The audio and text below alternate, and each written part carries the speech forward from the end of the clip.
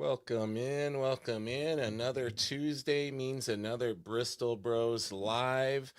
I gotta bring my Bristol Bro Sam in. Oh my goodness, look what he changed his name to. Buy my comics. Spend money, give me your money. Sam is spinning comics, he's slanging comics. Buy his comics. You guys can see that link there the whole time. And speaking of buying comics and buying Chuck Maxwell, we have an amazing guest with us here tonight. We have the creator of Chuck Maxwell, Mr. Brandon Paul. Let's bring him in. What's up, Brandon? What's up, fellas? Good to see you, buddy.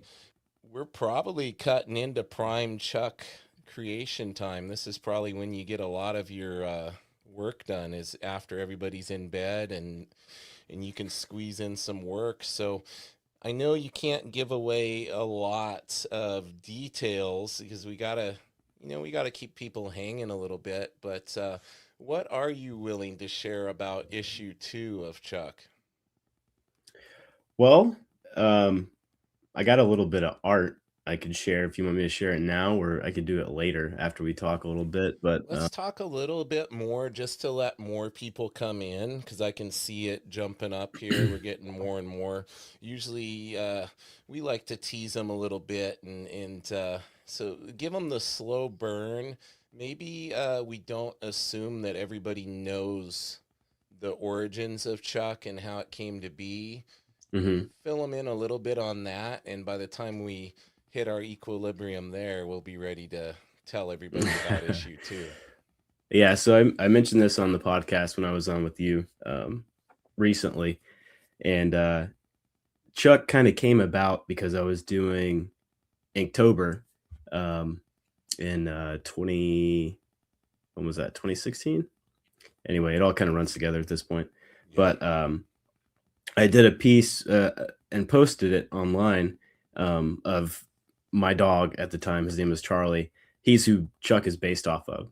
Um, and he was like sitting in a hover tank in a desert landscape. And uh, I just loved it. And one of my friends, actually Mike Lancet, who I was telling you about, he was like, "Man, you should make a comic out of this." And I kind of like kicked that idea in my head, kicked that idea around in my head for a little bit, and ended up kind of rolling with it. And so the rest is history. So I kind of based a story off of him, wrote the whole thing. Um, kind of, I think I mentioned also on the interview with you that I had taken a trip out west and kind of got inspired by that landscape. Yeah. So that's why the comic starts off in Utah, because it's kind of like that was really inspiring to me at the time and still is. I love it out there. Um, but yeah, and Mobius too. Mobius, I think, kind of that was all kind of one big amalgam of everything that I liked at the time. But Chuck is basically me in a nutshell, even his story and where he comes from. Because starting off in the beginning of the book, you read it. He's kind of he's a smart aleck. He doesn't really care about anything. Nothing really matters to him but just getting a paycheck, and he doesn't really care about the world around him. And eventually, through things that go on in his life and around him, he has to be kind of forced to care. And you know, that's kind of not a direct parallel to my life, but some things like that where when I was making Chuck, when I first started out, when I was younger, when I was in my 20s, I didn't really care about anything but myself. But you grow up, you have a kid, you have a wife, um, you have things going on in the world that make you care about, more than just yourself, and realize that other people have it a lot worse than you. Um, just kind of, Chuck is thrust into something that he has to deal with and has to learn how to be a different person. So that's kind of what it all boils down to. Is that was a little bit rambly, but Hey, no, that's great, man. Everybody loves hearing the origin story, so to speak. And you know, the crazy thing is that you came into this world of comic books kind of out of left field and fully formed, and that that blows a lot of people away to learn that this is your first comic and you like did it all on your own, like everything. Yeah. That was really the first thing that I did. I mean, I touched on this a little bit when I talked to you, but I went to art school and then kind of didn't touch art for a while and did the 9 to 5 and then got back into it. Started with Inktober, Yeah. started posting my stuff on Instagram, got a little bit of traction when it was just as easy to just hashtag your stuff and people would like it. Um, but yeah, Chuck was the first thing that I was just kind of like, all right, I'm gonna make a comic. I'd never made one before then, and then I started working on another project for a few years, and that kind of took me off Chuck for a while. So Yeah. that's still that's under NDA right now, but I can't wait for it to not be under NDA because it was a really cool project to work on, and I learned a lot. I grew a lot as pushed myself as an artist on that project. So nothing comics wise before Chuck though, right?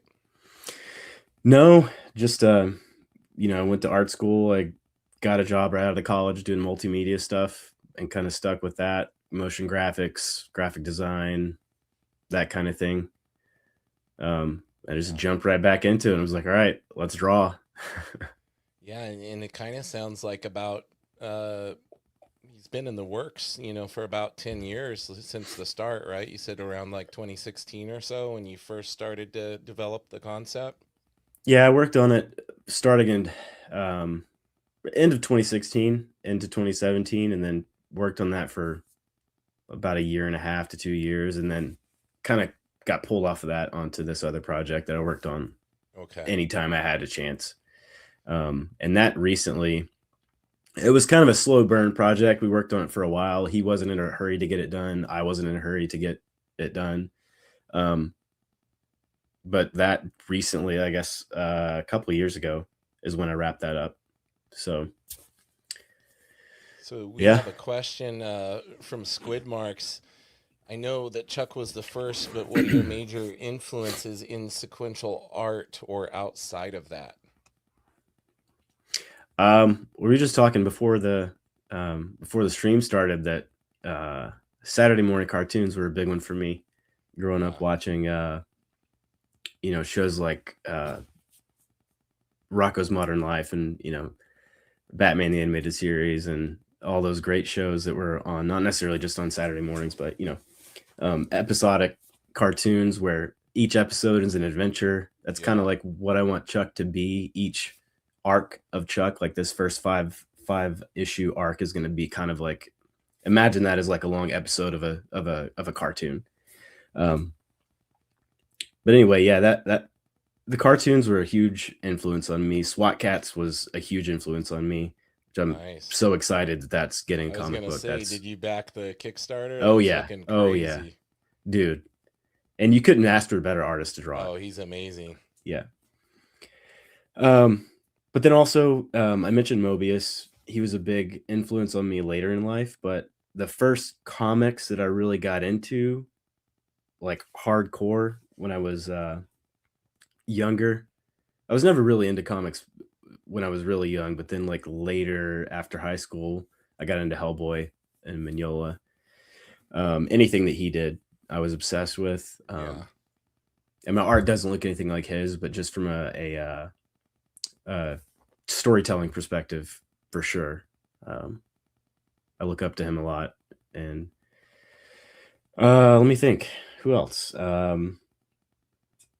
I got into, you remember those Dark Tower Jay Lee books, Oh, the Stephen King? Awesome. Yeah, the Stephen King ones. Yeah. I think those are the first, trades that I ever got, and I liked them a lot. I didn't, I didn't know back then. I couldn't tell you the difference between Todd McFarlane's art and Rob Liefeld because I wasn't following comics.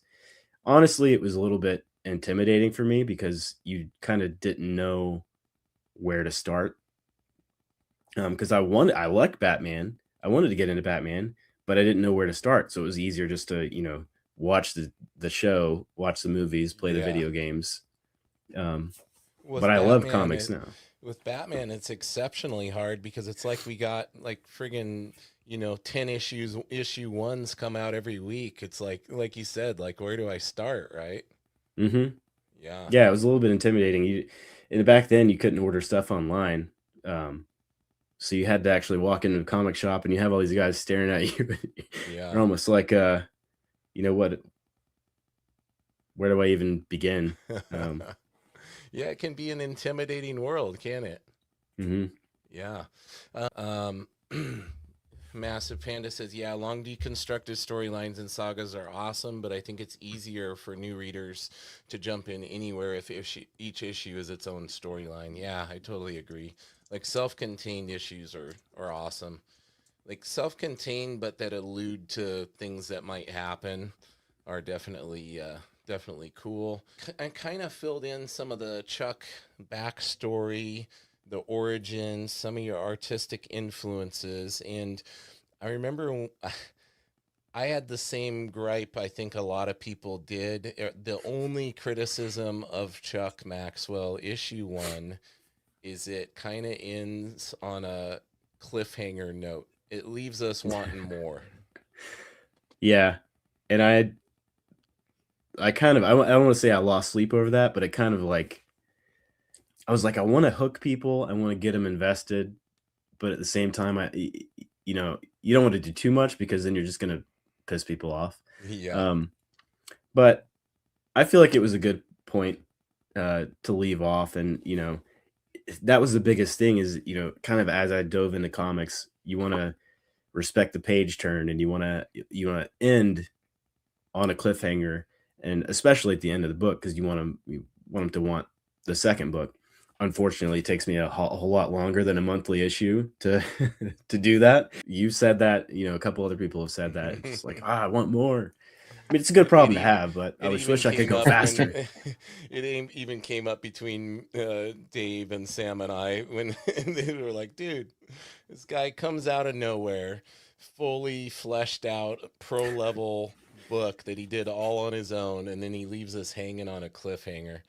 And it's one of those things where I didn't initially know if you were even planning on an issue 2 until I had you on the pod. So I'm like, man, Mhm. the world needs more of this, right? I'm looking That's forward to my making opinion, more. right, Sam? The world needs more Chuck We're sick of waiting. and more comics like Chuck, man. It's just such a awesome, like you can tell how much passion's behind it and how much it means to you. That comes across in the art and the story. So I think that's something really special. One of the questions that I had for you right away was just because those people that don't know out there, Brandon and I had studied under Sean Crystal and Jake Parker at SVS together. My question to you is, after going through that course, what do you think was like the biggest takeaway from the course that you implemented into Chuck that you didn't have in your toolbox before the course? I think for me, so you did the graphic Right. novel one, right? Yep. I did the self-publishing one, so mine may be a little bit different from yours. But for me personally, mine was just the whole self-publishing part of it. They kind of teach you everything self-publishing pro to be able to go from, you know, having not drawn a page to having something shipped. And that part of it, having something shipped, Chuck was done and I was just kind of like, all right, what do I do now? And they lay it all out very thoroughly. And, it kind of like, it empowered me to say, all right, I can get books printed off. I'll go through mix them.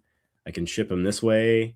They tell you kind of like how to do your shipping stuff, how to do Kickstarter. If you want to do Kickstarter, there's a whole part in there on Kickstarter, just from beginning to end, and everything that you should and shouldn't do a Kickstarter. And I can always go back and refer to those, if I ever need. I plan on doing a Kickstarter probably for issue 2. I'm not quite sure yet, but I think now that I've built kind of an audience and Chuck has some, people know about it, that it would be a good jumping off point. But yeah, that's the biggest thing, not necessarily from a art or writing perspective, just from a getting it out there. perspective, it was hugely helpful. The Ink Pulp guys mentioned it during the portfolio review.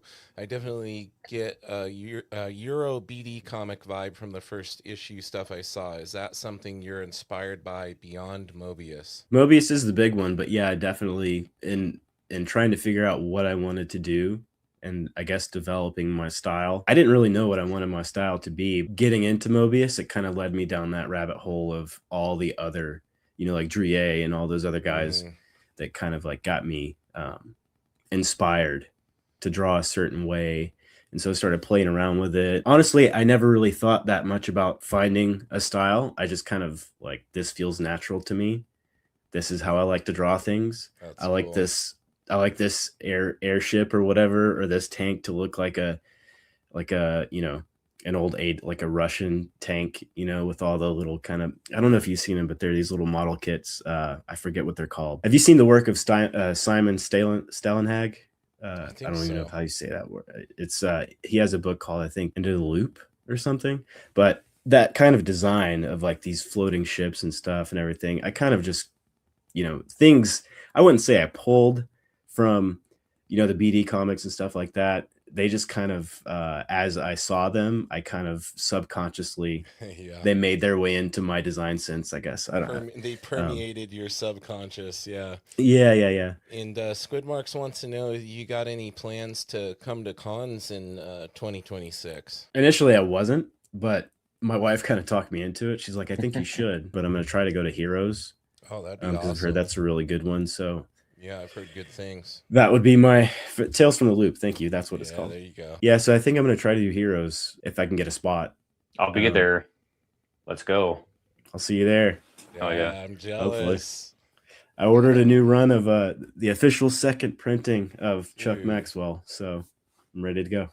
Oh yeah. Tell everybody roughly how far you're into issue 2. I'm about a third of the way with inked. The third of the way inked through and everything. Okay.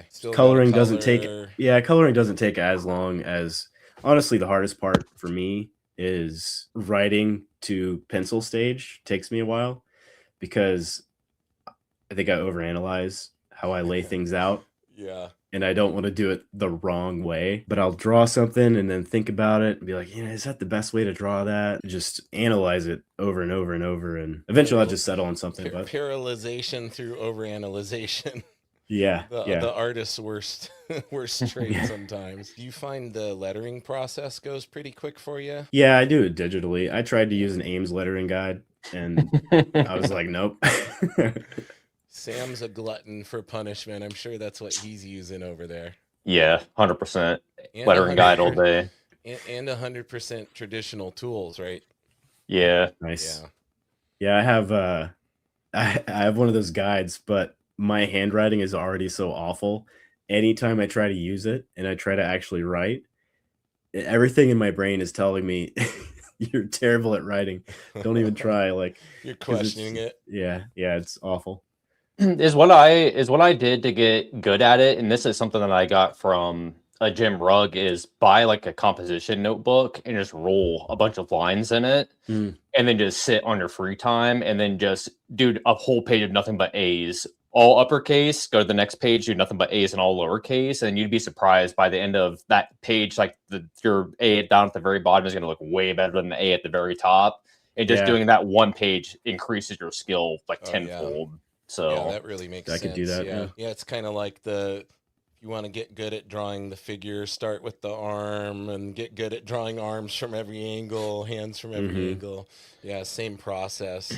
Yeah, you could always make digital fonts too. Just make a bunch of A's on a page and scan them in and go down that rabbit hole. Oh, there you go. Originally, when I was going to do lettering, I did that, and it was hard to get the kerning right, but it was kind of cool, as an experiment. I feel like I could really spend a lot of time on it and get it dialed in and have a really nice font. That'd be great. Got another great question here from Squidmarks. If you had to collaborate with another creator, who would you want to work with among the writers working right now? Not breaking any existing NDAs, of course. That NDA is making it hard for him, guys. Everybody's knocking at this guy's door right now. No, it's no, Come, nobody, not a Brandon, lot of let knocking me going keep on. up the illusion, buddy. You're supposed to go, yeah. Yeah. So all the Um, writers watching go, oh, I need to get on this guy's list. the obvious answer for me is Mike Mignola. Dennis Camp is really good right now. He's just killing it out there. I don't know. I guess I don't really think about that a lot. Too Took me by focused on surprise, I Chuk. guess. You're Yeah, focused on Chuk. I'm head down. You know, they're obviously people I'd love to work with. That's what I want to hear. I don't want you distracted because Sam and I want this book like yesterday. Mignola would be a good one. I just wouldn't want to draw it in his style because I remember when Duncan Fegredo, when he was talking about it on the Inkpole podcast. I remember when he first came out he first came out with a Hellboy book, people were like, they're completely against it because who can draw Hellboy but Mignola? And I feel like if Mignola were to write something that I drew, it would have to be like there would be no spot blacks. It would be my style, you know. Yeah, everybody associates that iconic look of Hellboy with Mignola, so it's hard to not compare when anybody else gets on there. And it'd be like if I tried to draw Chuk, he wouldn't look right, you know? You'd be like, what the heck? What's this guy? This looks like a rendered 90s image dog. He just doesn't look like Chuk. Too much cross-hatching. I do love to see other people draw different characters in their own style. So I had one guy that was on a Discord that I'm on who sent me just unsolicited a like a character design of Chuk in his style, and I was like, oh man, it's like the first official fan art. Cool. Yeah, it was great. It was really cool. Do you write to your artistic strengths, or do you write and then say later, why the F did I write that? A little bit of both. I'll show you in a little bit when I use the other camera. Usually I'll write to my strengths and also write things that I know are going to be hard to draw, but kind of like grin and bear it and like, all right, this is going to suck, but I'm drawing this city because I have to draw it because it's going to be for the best effect. Making more work for yourself. Yeah, but I think it's all about the payoff. I don't like to take shortcuts in life. I don't like to use, I don't use AI. I'm a very kind of like can-do person, and so I don't like to go out of my way to, like take the easy way out, or I guess. I would say that's a characteristic that's somewhat lacking these days, so that's really cool to hear. And I think it comes across in the work. Like the work really stands out. Plus, I have Chuk here too, so if we wanted to look at some of that, we got to do that. So. We can't not do that with the man that created it here and have him kind of talk through the book with us. That'd be awesome. All right, Let's see how seamless that was. No technical difficulties. I'm trying. Now I'm giving you the full screen here so we get the full effect.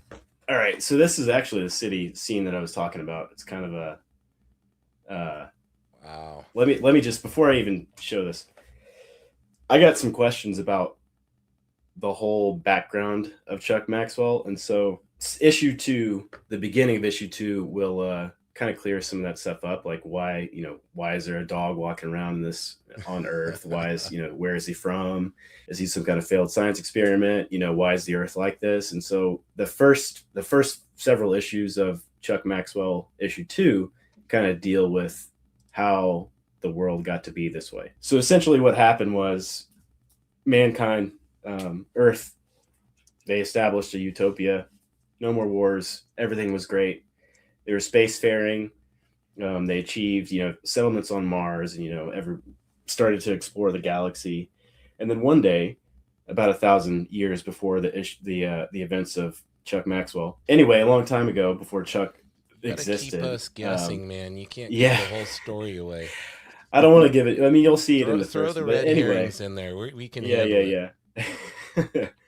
So, a giant ship shows up out of nowhere and just hovers there for years.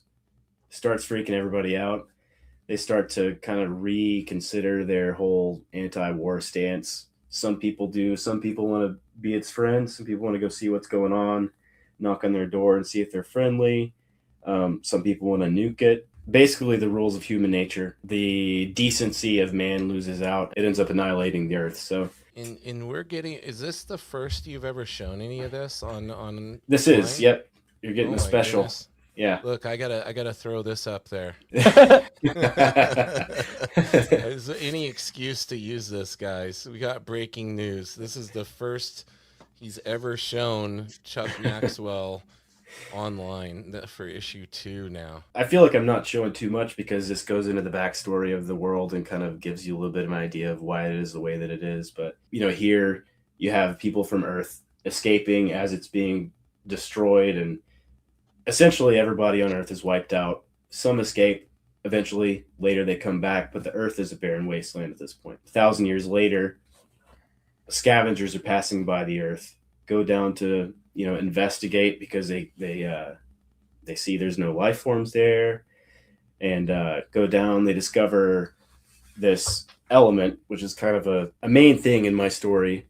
It's called blosium, and if you've read it, you've seen it. It enables faster than light speed. It's a highly potent power source. Think of it as kind of like the spice in Dune, but like not exactly like that, because I'm not writing a space opera. That's like Right. too it's highbrow for me.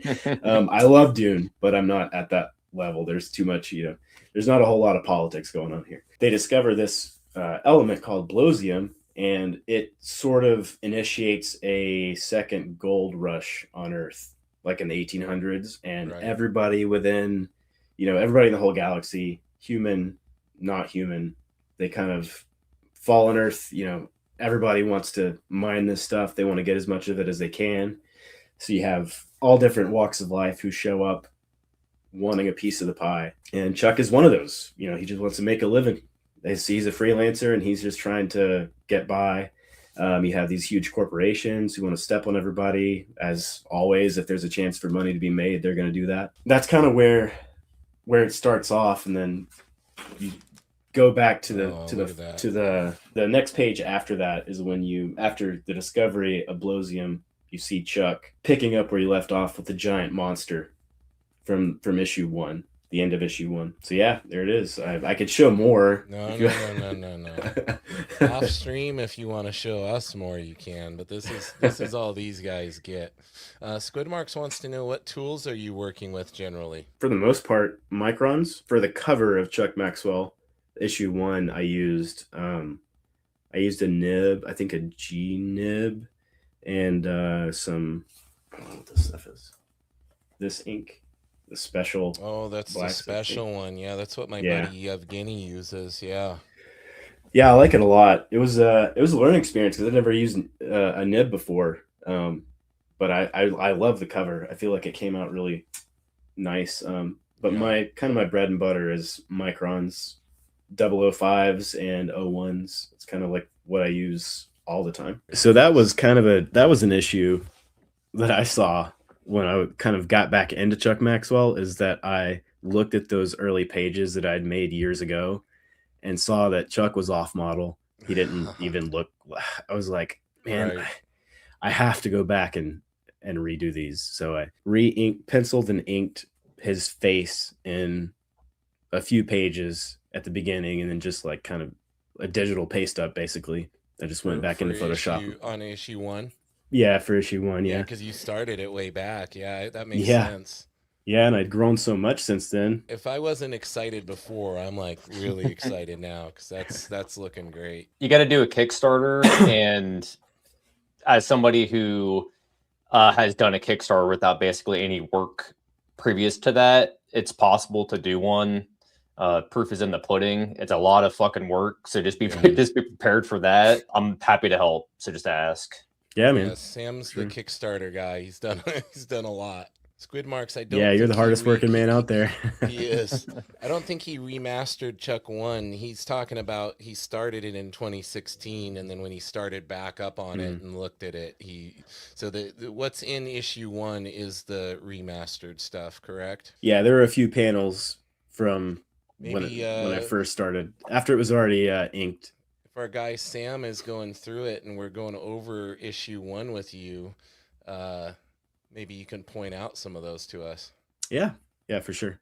Sam, you want to get your cam switched over and pull that up? Send it. Actually, if you want to go ahead and pull that up, I can actually get some of the old pages before I fix them. Do it. All right. Don't threaten us with a good time, man. Go get them. Awesome. All right, Sam, you want to get it ready to rock and roll over there? You got it all dialed in now. I think you got your setup refined. I'm gonna buy a second camera eventually, so I can just swap between them without having to constantly move it. So yeah, that'll definitely make it easier for you. Awesome. So he's gonna get some pages, and you're gonna get issue 1 out. And I would say I'm gonna give a spoiler warning to the audience because there are gonna be some spoilers ahead. As you can see, this is 8.5 by 11, and I completely forgot that those first pages were 8.5 by 11. You started off, with it more almost 1-to-1.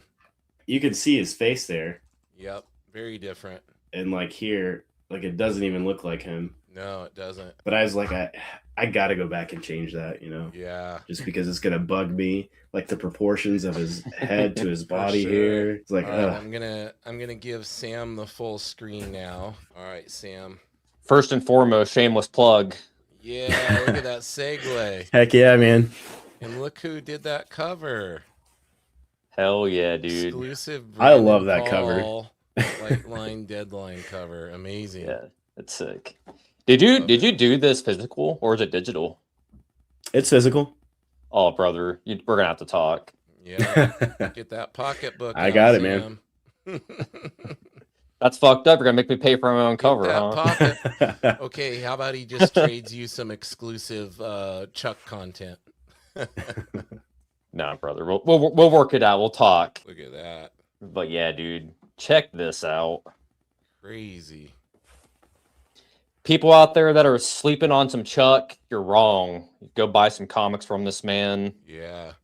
And look at that. Yeah, you totally, you were right to rework his face on that page, man. Yeah, it's way different. I mean, it's just, I wouldn't have been able to live with it. You know, I didn't have to redraw the whole page, thankfully. But I did have to go back and just, you know, make myself be okay with it. Love that hovercraft so much. Yeah, it has a name. That's the AG319 Rhino Duke. Nice. Yeah, so the landscape is something that really stuck out to me too. That's cool. You drew inspiration from that trip you took. The first thing that I thought of when I first saw this this comic was Shaolin Cowboy. Oh yeah, I can see that. Yeah. Oh my God, why did I not say Jeff Darrow earlier when that question was asking me about my my influences? Obviously, I think it's apparent. You didn't even have to say it. Sure. I get on these streams and I just forget everything in my brain. This dude looks like something like right out of Star Wars. That's what I was gonna say. He kind of reminds me of a Star Wars, kind of almost some Cad Bane vibes going on there. I like it. Yeah. And these little side characters is such well fleshed out, like these characters that he's friends with and everything, fully fleshed out, pro level work on his first try. It's just sickening. How long does it typically take you to color a page? You know what? I've asked myself that before and thought next time I color a page, I should time myself, and I never do. I could probably color a page like in a day or two if I really put myself to it, or like actually like work my butt off. But usually I don't.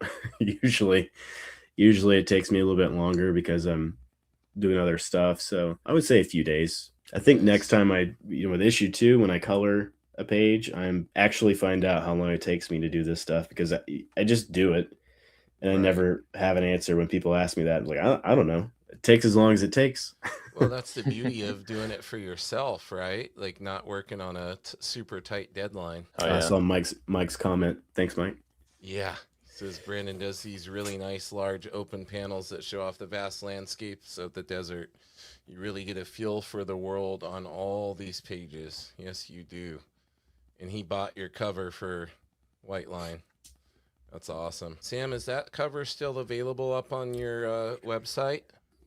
It is, and out of all the covers, that is the one that I have the least amount of left. So people need to get over there. Yeah, so if you want to, you got to get it. 'Cause I think I have like 10 or less. I think they're going to all be gone after this stream.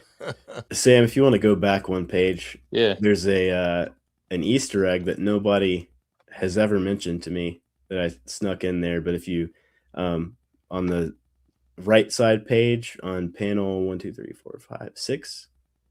This side? Yeah. Right under his armpit, there's some Rush albums. Rush is a huge influence on me. Yeah. Is that Moving Pictures? I think Fly By Night and Moving Pictures. Yeah, I see Fly By Night. Yeah. Yeah. Rush is my favorite band of all time, so I had to. He's a Rush fan for sure. Oh yeah, I get down with that. 2112 is probably my favorite Rush record. This is crazy good cartooning right there. Is amazing. This one up here too is really good. Yeah. What was the I guess like the inspiration behind kind of like going towards more like a anthropomorphic character style rather than kind of going more towards humans? I think they're just more fun to draw, honestly. I don't know. I just feel like it's more of a challenge to emote with them, because dogs don't have lips. They don't have mouths and all the same facial expressions that we have. And so a huge part of it is probably just growing up watching Ninja Turtles and any anthropomorphic TV show, where they were fighting crime or fighting literally anybody. That was always more appealing to me than like superheroes. I do like Batman, but like I always liked SWAT cats, Ninja Turtles, Street Sharks, Biker Mice from Mars. Those. They had the big thing for me when I first saw your work was like Star Fox was a big one, and then probably Bucky O'Hare. Mm-hmm. So Star Fox was huge. I see a little Black Sad in there too. Do you ever read Black Sad? Not the whole thing, but I have seen. But you've seen I have seen issues of it. Yeah, right? Mm-hmm. Yeah, he's so good. Crazy anthropomorphic stuff. Mm-hmm. Yeah. Massive Panda, Squid Marks wants to know: are you Canadian? I am not Canadian. I just love Rush. I got into him from a very early age and he's not Canadian, eh? I'm not. Massive Panda, Brandon, how much of a pain in the neck is it to draw the Rhino Duke, especially multiple times on a single page? Or is every nut and bolt pretty much memorized at this point? It's not too bad. There are times when I'll get to a page and I'll draw it and realize that I drew something out of place. Right. Like from the page before, like, oh, the ladder on the side, the little step ladder, there's actually 5 rungs in this one that I drew, but there's 4 on this page. Like, is anybody going to notice? Probably not, but I better redraw it. Or come up with lore for why. Yeah, that's the thing is it transforms. It can rungs can disappear depending on what's needed. I just ran into that same debacle because I'm working on the second story for Fat Pussy and the the Jack Kirby bootleg that I'm doing, and I got to page 9 and I drew a surfboard in her hand, and previous to that she had gotten in a fight and took a surfboard, and then so like from my page like 5 to 9 I totally neglected to draw a surfboard. So I had to go back and draw surfboards the last 2 days. Oh my goodness.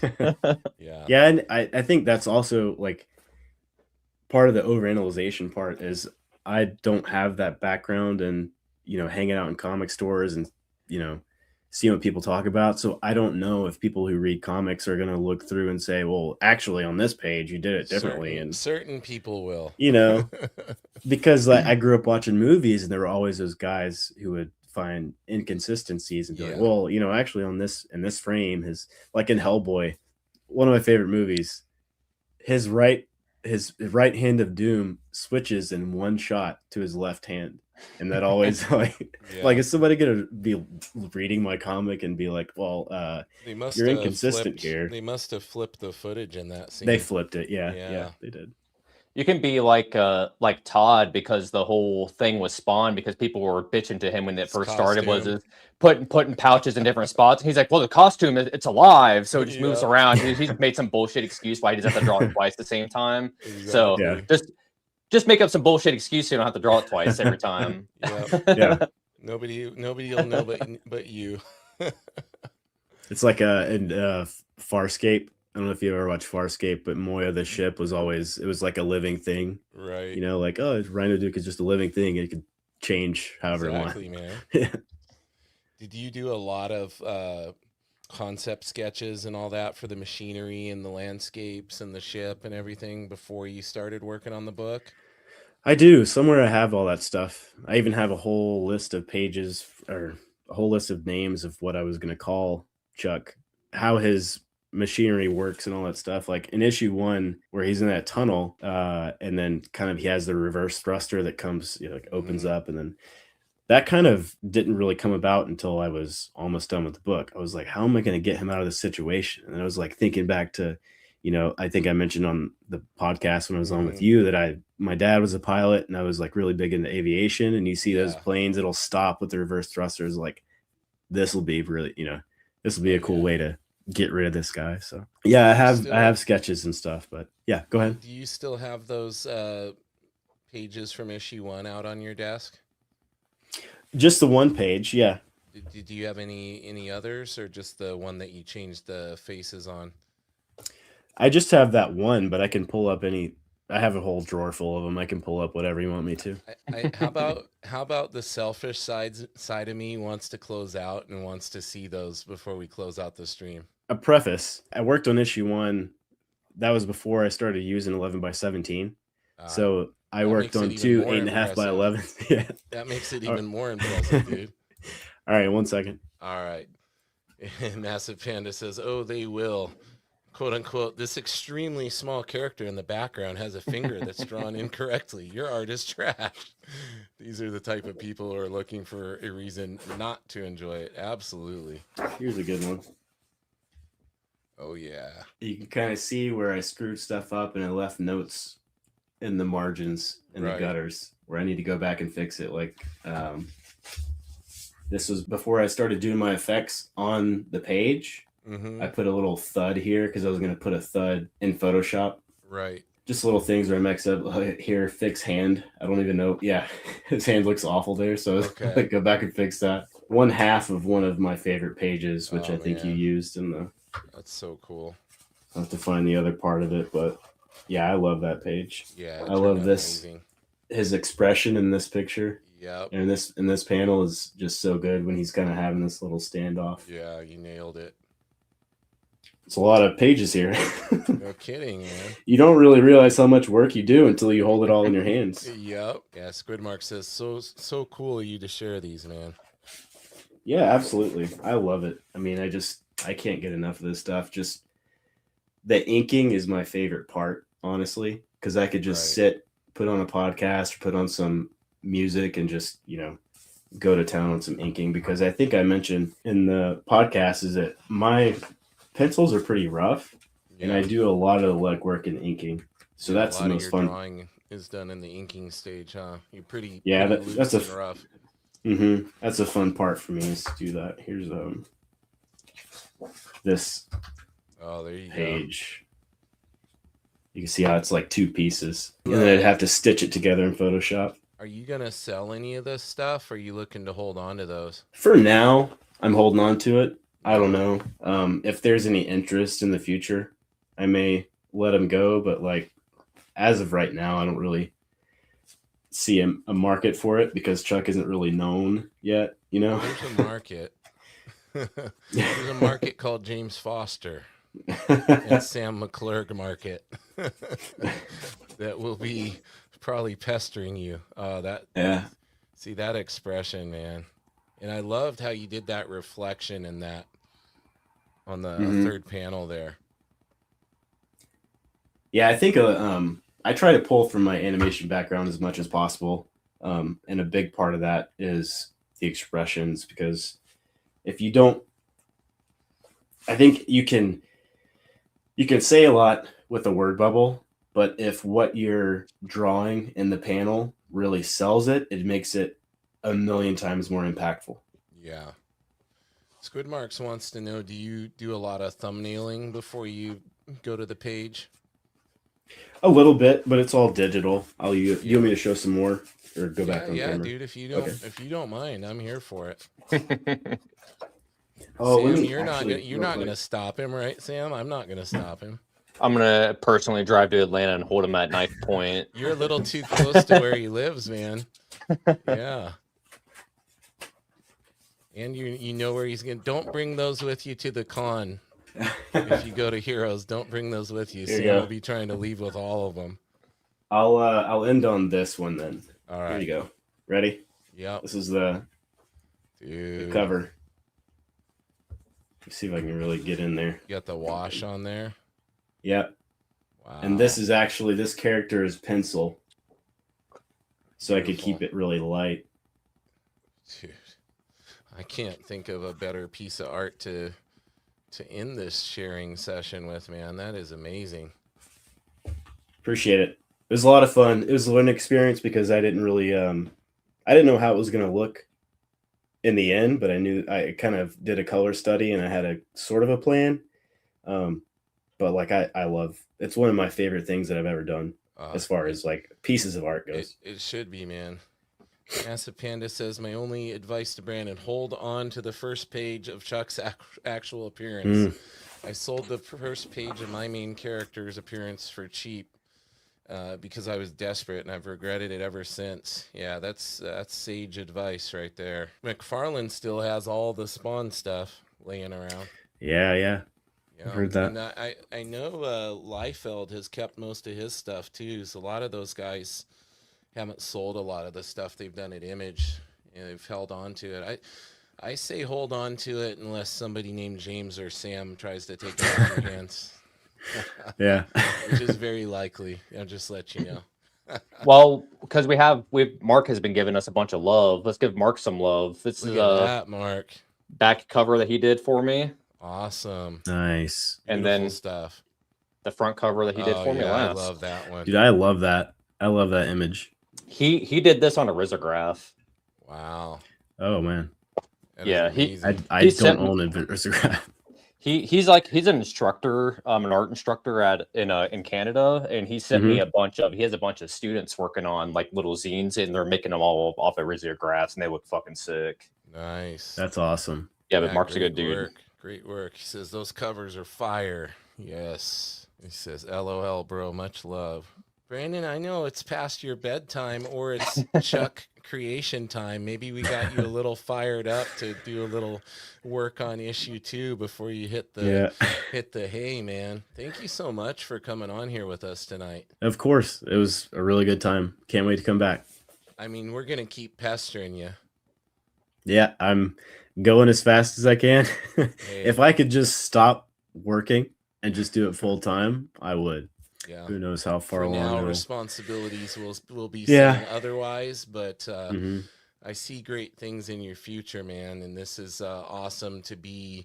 I feel privileged to be in the early stages of it. I feel like even though Chuk started back in 2016, I feel like all of us are kind of getting in on the ground floor with you on this project. So it's really going to be cool to see where it's going and just how far you continue to evolve. I really appreciate that, man. This was a really fun stream.